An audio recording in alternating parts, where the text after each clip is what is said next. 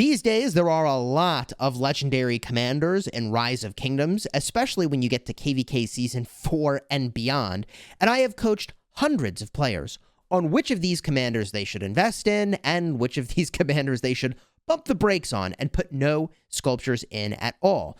So this video that I wanted to make today is my attempt to scale up my ability to coach people, because honestly, my time doesn't scale, but this guidance definitely does. So stick around in this video for the principles you need to make extremely good legendary commander investments in Rise of Kingdoms.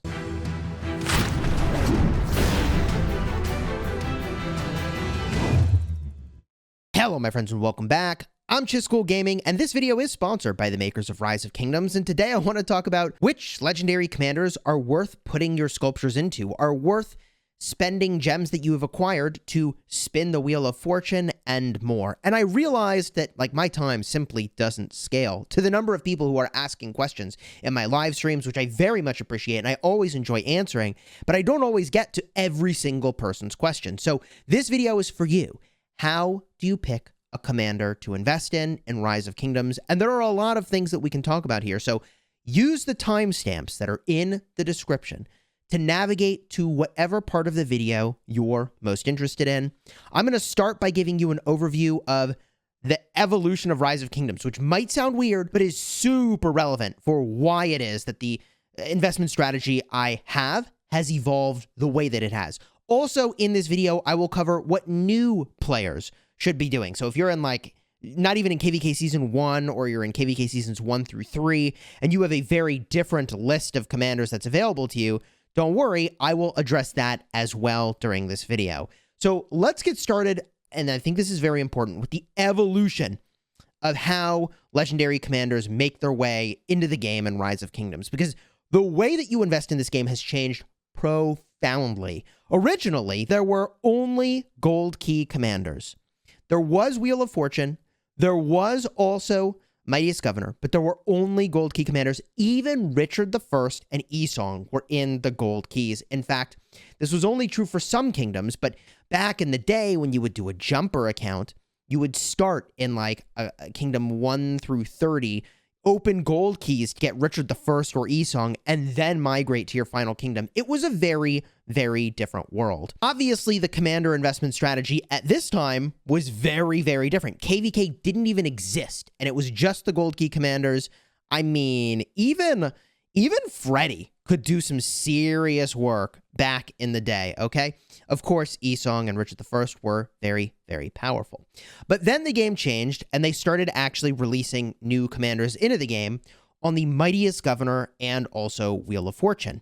And the very first commanders that I think we got were Khan and Saladin. And let me tell you, we got hit with a Khan CC rally in my first KVK that freaking rocked our world, man. It was next level power. It was unbelievable what you could do with this brand new thing. Now, this changed the way that commander investing worked in Rise of Kingdoms. But interestingly, the commanders that you had available in your Mightiest Governor and Wheel of Fortune were still tied to your kingdom age. And as the game got older and older and older, this started to get really weird with the gap of what players had in really old kingdoms, like the one I was in, 1075, and really young kingdoms, like 1,500, plus. In fact, at one point, the youngest kingdoms in the game had, I don't even remember what commanders, but they were battling against Zenobia, and they had absolutely nothing in their kit whatsoever that could handle a Zenobia. It was completely busted. Now, your strategy at this moment in time was ideally to be in an extremely old kingdom, and you could get 4 to 6 cycles of the Mightiest Governor or Wheel with a commander before ultimately what would show up would change, and a new commander would appear for another 4 to 6 cycles in the Wheel and Mightiest Governor.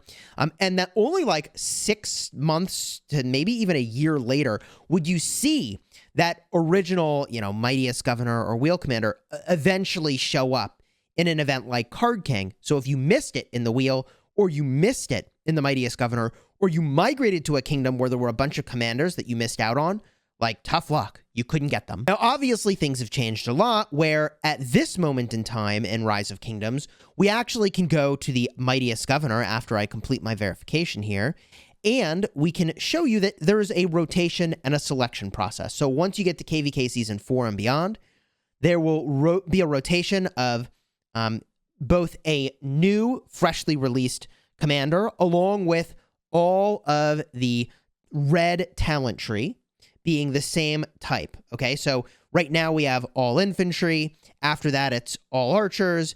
After that, it's all leadership commanders. After that, it's all cavalry commanders, and the cycle starts back over. This is because they wanted to find a way to level the playing field across all these different kingdoms, and it makes a lot of sense.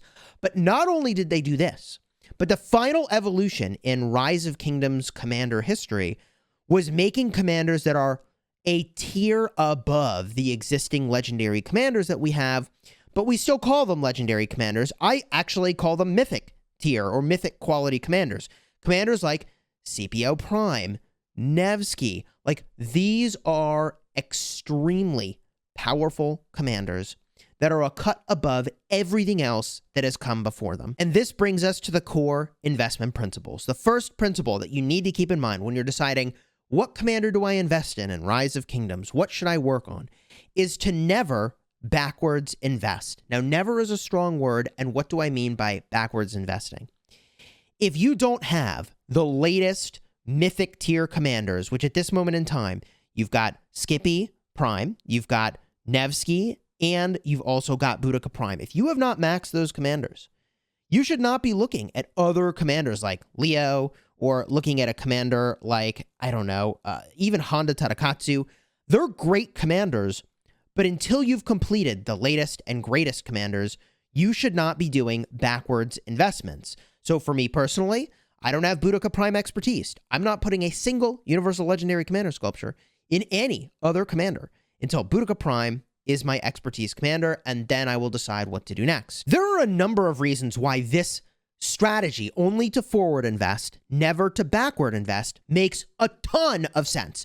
The first reason is that why would you want to invest in a low power level commander when a higher power level commander is available to you? That to me seems really obvious. But second of all, one thing you need to think about when you invest in a commander is the lifetime of the relevance of that commander. And the reason that I always say these new commanders are so good is because the usable life of an extremely powerful commander is very, very long. Whereas if you look at all these commanders I have, right, El Cid sits on the bench, Caesar sits on the bench, Freddy sits on the bench, Martel sits on the bench, Edward of Woodstock sits on the bench, Khan, even Constantine sits on the bench. All of these commanders, and so many of them, are unusable because I've got better ones now. Now, that is because I'm putting lots of sculptures in, but why would you ever want one of the less powerful commanders when you could have chosen one of the more powerful commanders with your Universal Legendary Commander sculptures? You want to think about the usable life of a commander, and forward investing is the best way to hopefully have a long life on the sculpture investment that you ultimately make. By the way, if you're getting value from this video, do me a huge favor, throw a like on the video and consider subscribing to the channel. It supports me tremendously, and I very much appreciate your support. Thank you. The final reason why forward investing is absolutely critical is you need to think about your sculpture velocity. How many legendary commander sculptures do you get? And as I was describing earlier about the cycles for when new commanders come into the game, it's important to keep in mind when a new commander is going to come into the game, and if you think you're going to want to pick the new hotness as something that you invest in. So as an example, if we go back to Boudica Prime here, or even Charlemagne, I can show this to you. I have 982 Universal Legendary Commander sculptures, and I actually skipped investing in Henry so far. I have not put a single sculpture in it. I didn't unlock him from the Mightiest Governor even yet, even though I've got literally every other commander in the game here, because I need to save for a new meta that might be around the corner where, gosh, I'm going to want to finish off Boudica Prime, and the next thing that's going to show up is leadership commanders. Well, if I want to max one or two of those, I need to be saving my sculptures, man. I can't, you can't invest in everything in this game, so you have to pick. And I'm coaching you to pick the things that are in the future, and I think you are much, much better off having the new hotness when it arrives and expertising it than backwards investing in something that's solid, and it'll still be solid, but now it's kind of the not old and busted, but like the not as good old thing. Don't have to like that new commanders come into this game as frequently as they do, but the fact is that they come into this game consistently every 2 to 3 months. And the rotation, for those of you keeping track, is going to be cavalry commanders, infantry commanders, archer commanders, leadership commanders, and we start back up at the top with cavalry commanders again. So we just got archers, which means probably, if they keep to the cycle, which they seem to be doing now, we'll be getting new cav commanders 4 months down the road, 5 months down the road, and new leadership commanders are probably only 2 months away at most. Which brings me to the next important principle, which is timed investment. When you invest in a commander is really, really, really important. This is why I make a monthly tier list for Rise of Kingdoms, telling you about the best commanders and what's good right now. Because the one time for most players that matters more than anything else is when you are about to enter into Kingdom versus Kingdom and you're about to fight in KVK. It matters because it influences whether you win or lose. At that moment in time, it's high leverage because it's going to influence the amount of resources you spend in your open field fighting. That is the time when most players should be investing their commander sculptures when they are about to fight in KVK, because the meta changes fast in this game, and so you want to pick something that you know is going to be good for the fight that you are about to take. That is really, really important. It's why I invested in Flavius for this last KVK that we just did, because we knew, hey, like, we're going to have a fight here where Flavius is going to be a difference maker in trades. So let's have him for that fight. I invested in him. I'm all in on infantry anyways. It was a solid plan. But I timed that investment with my KVK. The other really great time for some players who are all in on Arc League is obviously Arc League, to go and invest their Universal Legendary Commander Sculptures, because that is a high leverage moment. It might influence whether they win or lose in Arc League. Now, this timed investment philosophy, and it's not a coincidence, by the way, that I have Flavius on the screen here, is critically important for garrisons and rallies, because garrisons and rallies go in and out of favor very, very, very quickly. And a garrison that's extremely good, like Zeno and Flavius today, might not be very good when new commanders show up. In fact, I recently got a question that I thought was very good about, hey, should I invest in YSS? And this is a perfect example. YSS has been around for what, like a year now? Longer, perhaps? And YSS is an amazing garrison commander. In fact, I still used a lot of Zeno and YSS, even though I have Flavius here, in the KVK that I was in. But should you invest in YSS right now as a garrison? Man, that's a tough call. Leadership commanders are around the corner. We could get a new leadership garrison. We probably will very, very soon. So should you invest in the old leadership garrison when a new leadership garrison could be happening very soon? Only if you are about to fight in KVK, you are one of the primary garrison captains, and you are going to use it all KVK long. So if you think for some reason you were going to garrison with Jad YSS all KVK long, or you thought that for some reason you were going to be using a lot of Zeno YSS for a huge portion of your KVK, then okay, you could make the argument, if you're fighting right now, you can't wait 2 to 3 months, fine. You could make that investment, understanding that it might not be relevant anymore. And with garrisons and rallies especially, once they are no longer meta, they fall off fast for their value, extremely fast. And in fact, if you're not convinced on how important timing the meta is for certain investments, let me remind you of how OP Attila Takeda was in KVK Season 3. You see, I had this timed investment philosophy for a very, very long time, and when Attila and Takeda were released into the game, I had been coaching my kingdom to save sculptures for a while. And what happened? Our kingdom was the only one to have 3 or 4 expertise pairs of Attila and Takeda. And this happened to be so powerful that we would take like 3 counter rallies on a rally and still trade positive against all the counter rallies and against the garrison. It was absolutely insane. Now, they haven't, I think, ever released a commander that busted relative to the rest of the meta since the Attila Takeda was put into the game.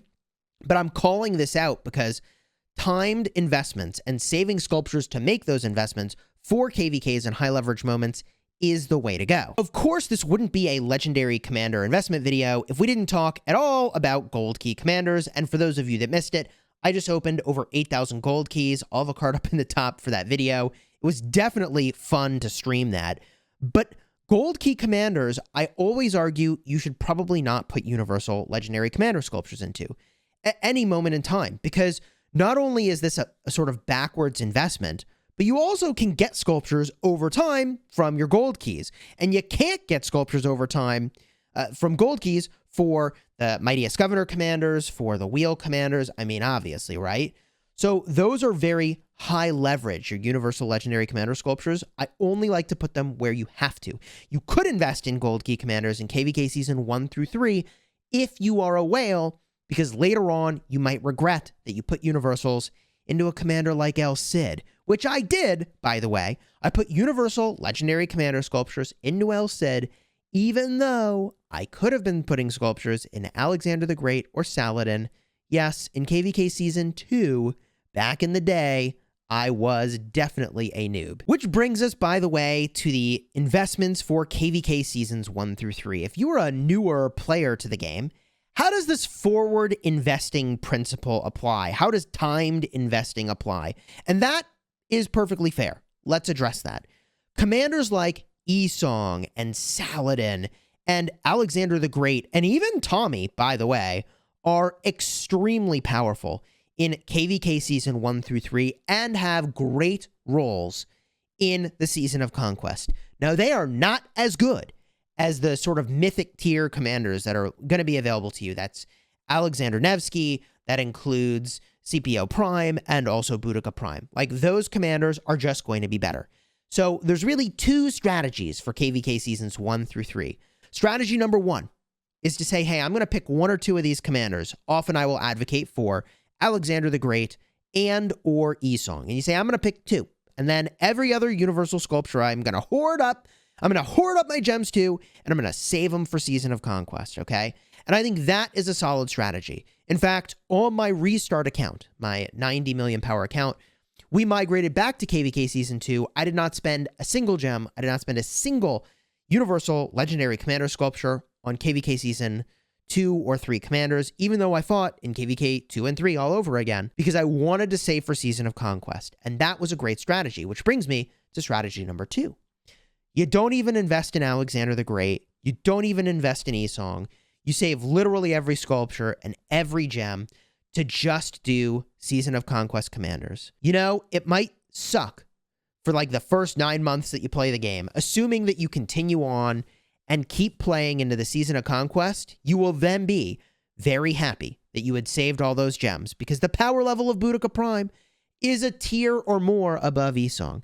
The power level of the newer commanders, it's just through the roof. So that means that commanders like Edward of Woodstock and Khan, which are awesome for KVK Seasons 1 through 3, they really are, have absolutely no role in the Season of Conquest. That means that commanders like Richard I and also Constantine are awesome for KVK Season 1 through 3, but have a greatly diminished role in Season of Conquest. You can be investing in these commanders if you want, but you might regret it once you get to SOC, KVK Season 4 and beyond, and it feels really good. Let me tell you from experience, it feels really good to get to KVK Season 4, to have a ton of sculptures, and to just power out extremely strong commanders that will make you much more relevant in the open field. And the same is true for gold key commanders here in KVK Seasons 1 through 3. If you're a whale, you can make these investments, you can put universals into them, and you can get more value from these commanders in those early KVKs. But I'll tell you, you're going to really wish you had those sculptures available by the time you get to KVK Season 4 and beyond for those extremely high power commanders. And I can't imagine that the power level is going to go down anytime soon on the new commanders that come into the game, okay? And if you haven't seen, what does that power level look like? I mean, just look at this active skill, right? The rest of his kit is just as good, by the way. These commanders are very, very powerful. The final consideration that I'll offer you, and already this video I know has become very long, is just with your equipment and the number of sets of equipment you make for different troop types. My guidance to you as a new player in the game, based on everything we know now, is that you probably want to make one of each set of equipment. One good cav set, one good archer set, and one good infantry set. So that when you get to the Season of Conquest KVKs, you can work on one great march of each troop type. And I'm telling you that because The 3 commanders you should be investing in are Skippy Prime, it includes Boudica Prime, and it includes Nevsky. And that's at this moment in time, right? Things could change. It could be they have a new open field leadership commander that's absolutely god tier and better than those 3 that we've just mentioned here. It's possible that will happen, but by having 3 sets of gear, 1 for each troop type, you can move into Season of Conquest, you can pick one of these great commanders, and then you can just pair one of the commanders you already have with the new commander you invest in. So if you maxed Minamoto, then Nevsky Minamoto is a great combo. You can move into that very easily.